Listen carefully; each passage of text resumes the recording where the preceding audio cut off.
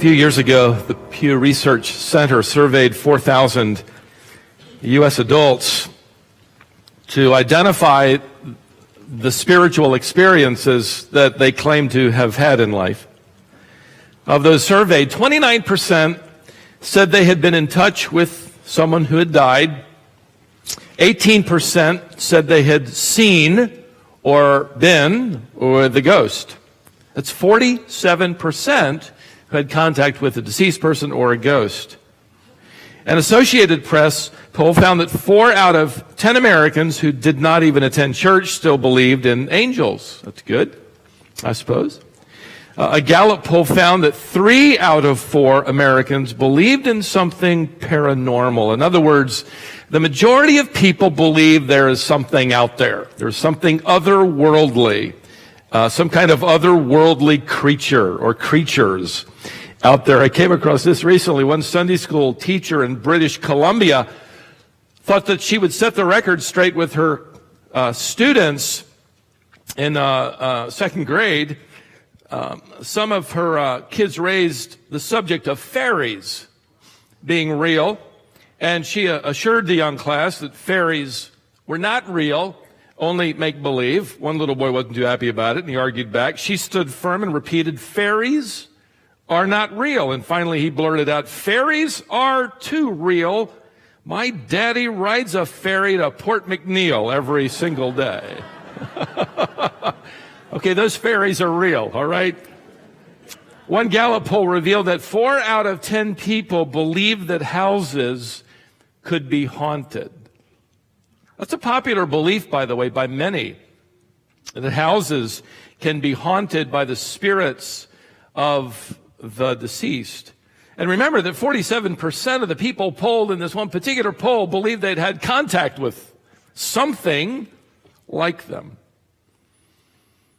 When Marcia and I moved to Cary, now almost 30 years ago, and into a rental home that I found, we moved into it with our twin sons who were about 5 months old. After we lived there a couple of years, about 2 years, neighbors told us that the former couple who lived there, something about them, evidently the husband, murdered his wife right there in that very house. They didn't know what room, but they informed us that he killed her in that house. We were so glad that they shared that with us. That little revelation, though, I have to tell you, produced kind of a creepy feeling. We kind of wondered where. Marcia started hiding the knives, just in case. And frankly, I'm dead serious, it didn't really help that we noticed that at times you could hear what clearly sounded like footsteps coming down the hall.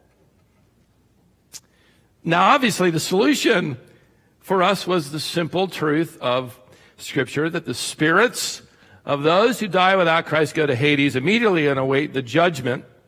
Luke 16. The spirits of believers immediately go to be with the Lord.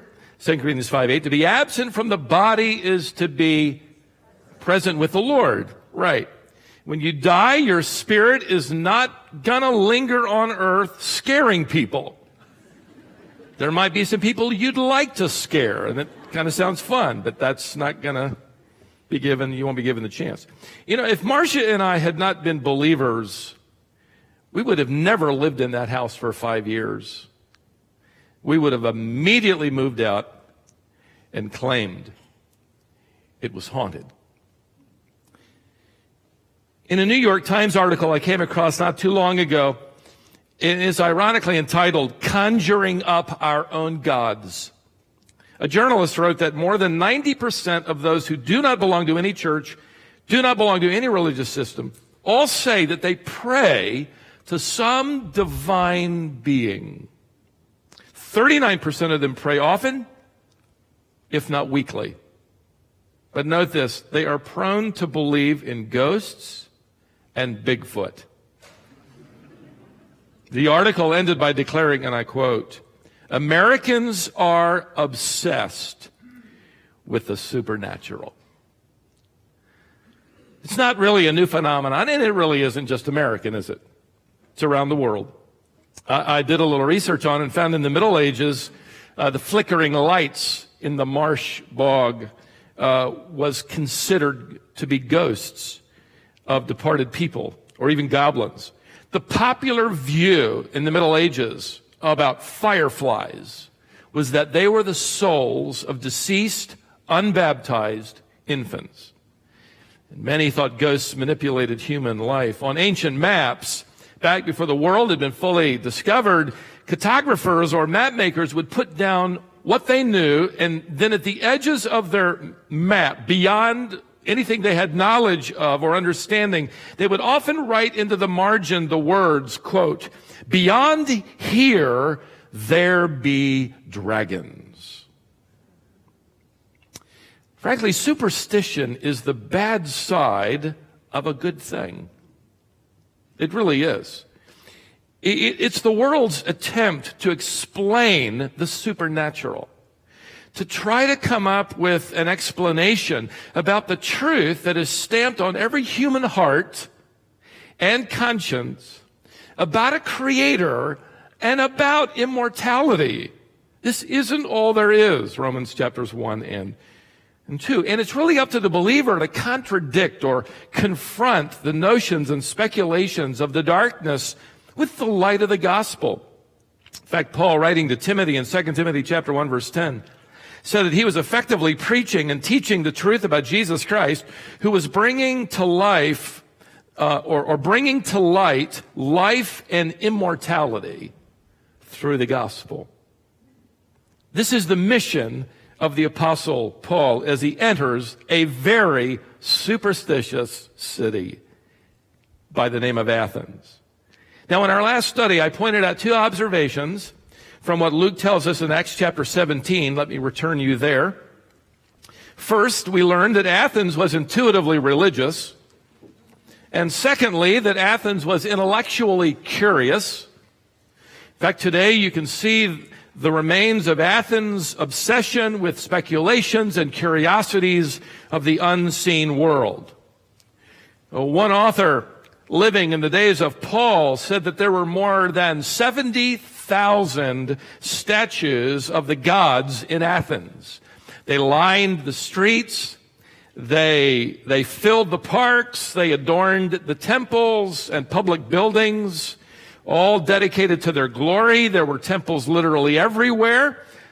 A temple to Nike, the god of victory, a temple to Athena, the goddess of wisdom, to Ares, the god of war, to Hephaestus, the god of craftsmen and sculpture, to Aphrodite, the goddess of love and beauty, to Eros, the god of sexual desire. In fact, the Romans would pick it up, and they had their counterpart to Eros. They named him Cupid.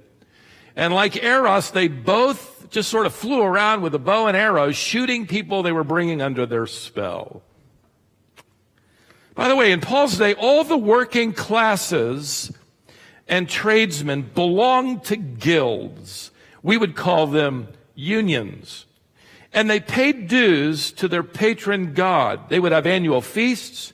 They would offer libations to their patron god or goddess that had made them prosperous. So you can imagine, if you could travel back to Athens during the days of Paul, the difficulty of a believer in Athens to decide whether or not to offend his business partners by not attending the feast where they would give libations to their patron god, perhaps even losing that career path. I have little doubt that many a believer would be kicked out of the guild and deprived of employment because of their lack of political correctness. The pressure has always been on the believer to contrast their life to the speculations of the world.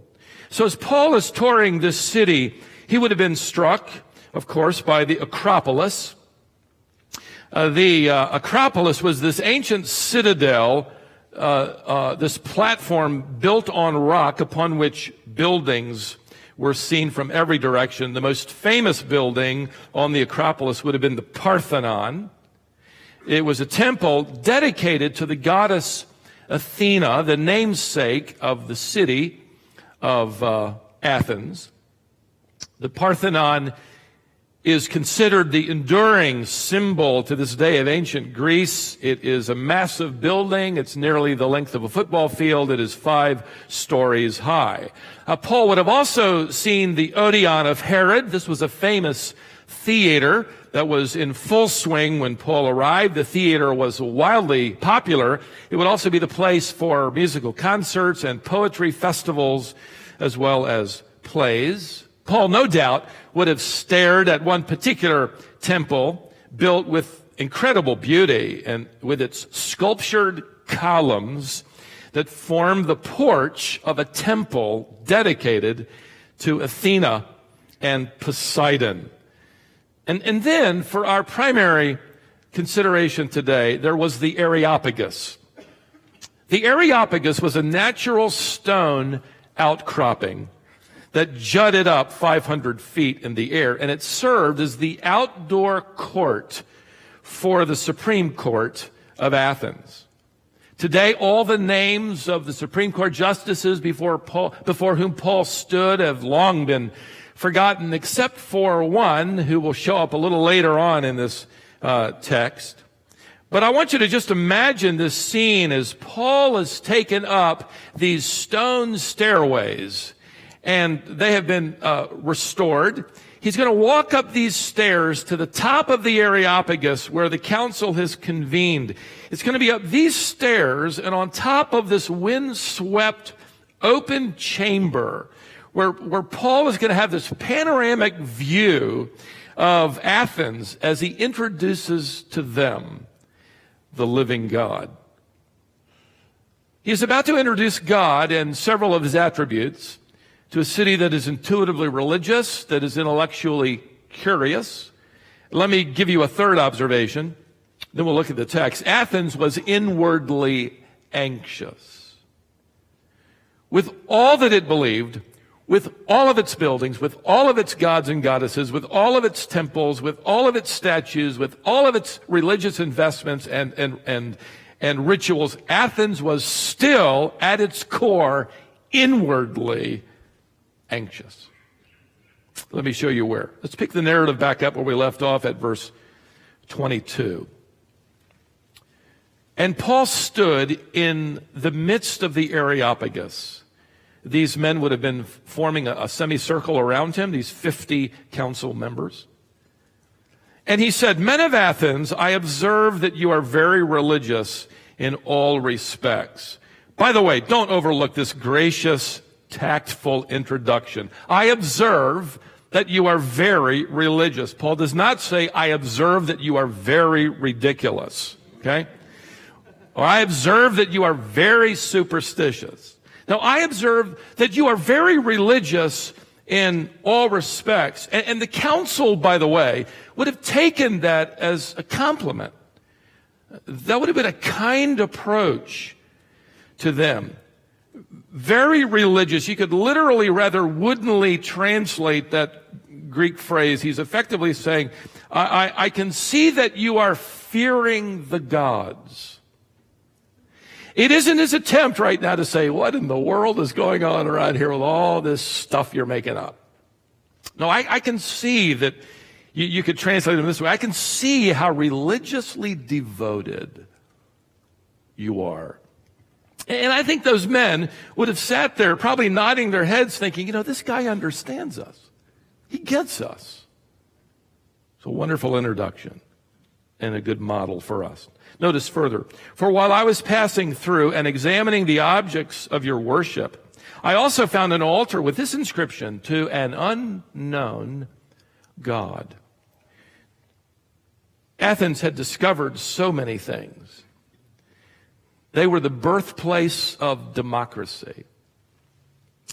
They were the home of Socrates and Plato and Aristotle with all their sage advice. But the most important truth, they had not discovered.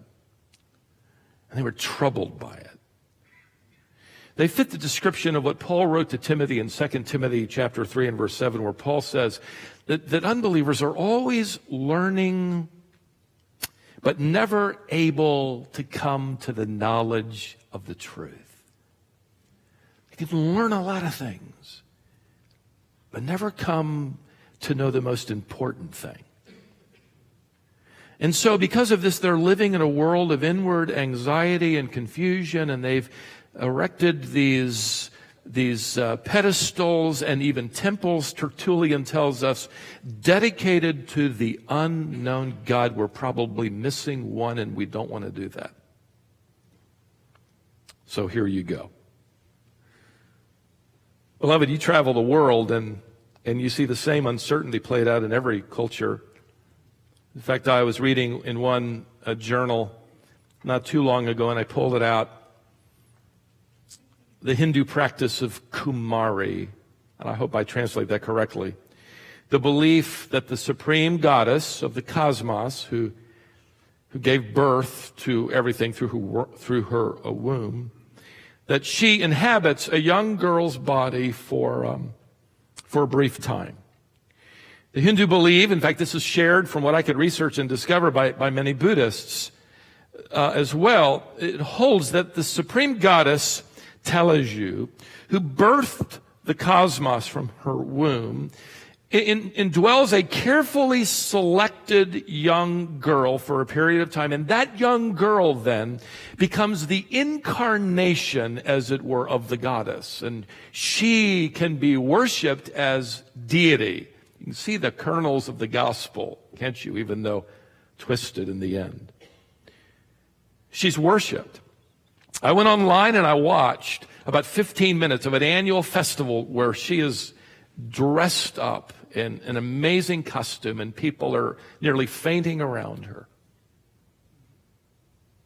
The goddess a few years ago that had been selected, though, caused quite a stir. Evidently, the rules are that under no circumstance can the goddess ever leave Nepal. She's carefully watched and cared for, typically living in a central palace. But a few years ago, Nepalese authorities were outraged when they discovered that she had been taken, at her approval, with adult supervisors to the United States to take part in a video documentary of the Kumari tradition. And when she returned home, the article said she received notification that she was now terminated as a goddess. I mean, God was fired, basically, is what they're saying. She was no longer worthy of being worshipped as a deity. However, I couldn't help but chuckle, after pressure from the public, oh, goodness, thanks for the public, and her own show of remorse, the government backed down and agreed that she could stay a goddess if, and I quote, she goes through an intense cleansing process that washes her of the sins of the countries she visited while traveling abroad. Now, just think about that for a moment. What insecurity. If even your goddess has to be cleansed from sin and can lose her deity, how can any Hindu ever hope to be cleansed of their sin and even be secure that they're following a deity that's going to last? Well, here in Athens, with all of their ceremony and all of their curiosity and all of their religious piety, Paul effectively finds them in the same state of spiritual anxiety.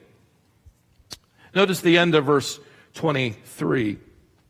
What therefore you worship in ignorance, this I proclaim to you. He's coming to the end of his introduction. In other words, the God whose name you do not know. He's not calling them ignorant, by the way. He simply say, what you don't know, the one whom you worship without knowledge of who he is, I'm going to proclaim him to you. I'm going to tell you who he is. Now, with that statement, what Paul does is absolutely brilliant. He sets the legal stage for his introduction of God. You know, one of the things we miss when we speed read or speed preach is the fact that Paul is engaged here in a legal trial. He's not standing before the Supreme Court because he thought this would be a great place to do a little evangelism. No, Athenian law required that any new religious system and the following of any new god receive the approval of this council. And so, in fact, Josephus, in my study, I encountered one thing he said. He was the first century Jewish historian who wrote that it was forbidden by Athenian law. Let me quote him. And the penalty decreed for anyone who introduced a foreign god was death. End quote. The most famous example, and by the way, I'm going to take you back to college or high school days when you may have read this, but the most famous example in Athens was 500 years before Paul arrived. Socrates had been roaming the streets of the city of Athens, teaching this growing band of followers, most of them young people, that the gods of Greece were not who they thought they were. He denied the omnipotence of the pantheon. He denied that gods were all powerful. And he rejected the polytheism of the culture, that is the worship of many gods. Now, while he didn't follow the truth of one God, the true and living creator, he didn't follow the superstitions of his culture either. So he's effectively teaching a new religion. In fact, he was charged with atheism because he didn't buy into the polytheism of his day. He's brought up on charges. He literally is brought to trial on the very hill where Paul now stands 500 years later. And the Senate, or this council, I should say, claims that he is corrupting the youth of Athens. And they sentence him to die by drinking poisonous hemlock, which he did. Now here we are, 500 years later, at this text, and Paul is referencing the nearby pedestals. He's referencing the nearby temple, dedicated to the unknown God. And what he's really doing is informing them, I'm not telling you about a new God. I'm not introducing a foreign deity to you, somebody new. I'm really just going to talk to you about the name and the nature of the God you've always wondered about. You have temples dedicated to him. Brilliant strategy of Paul. He's claiming to provide this stunning answer to centuries of uncertainty. Now, where do these pedestals and altars and temples originate to this unknown God? Oh, let me tell you, this is a little history. This is just an introduction to the sermon that'll begin, later. History records for us that 600 years before Paul arrives in Acts chapter 17, Athens had been besieged by a terrible plague. People were dying every day, and they were terrified of what was happening. They were desperate for an answer from their gods. No answer came, and with that, then no cure. A famous poet and sort of a quasi-spiritual guru from the island of Crete, of all places. His name was Epimenides. He came up with a solution. He said, I know what's going on. There are some gods that are angry because they have been overlooked in the worship of Athens. The citizens have been overlooking them. Now, he didn't know which gods, but whoever they were, or whoever it was, they were the cause behind the plague. And the council thought, that's brilliant, that's it. And then they convened and said, well, what do we do about it? And Epimenides said, I have a solution. He took a flock of sheep to the top of the hill where Paul is now standing, on top of the Areopagus, Mars Hill. And he set those sheep loose. And he instructed the Athenians that whenever any sheep lay down, they were to be sacrificed in the name of the god whose temple was nearest the sheep. It was believed that the sheep would be pulled by the god to the temple to reveal that he was the one effectively pouting because he wasn't getting attention. But that's how I interpret it. So when the sheep were let loose, many of them roamed, and they just came off the Areopagus and went around and settled and grazed and lay down eventually to take a nap. The problem is, some of them lay far from any nearby temple. And so that created new confusion. And so what Epimenides said to do was build an altar to the unknown God and sacrifice the sheep upon it. The Athenians would later build temples, scatter numerous altars around Athens dedicated to this unknown God. And now, if you can imagine it, 600 years later, Paul arrives on the scene and stands on this same hill, and he says, I know who this unknown God is. And I want to introduce him to you. And what Paul will do is he will begin to introduce his God at the same point, by the way, the same key point that anyone has to start at with a pre-Christian world like Athens or Nepal or America. You begin with introducing God as the creator of all that is. You begin with Genesis chapter 1, verse 1. And so Paul begins his declaration of who God is by telling these Athenians the next rather shocking declaration, and that is this: the unknown God, whom I know, created everything that is.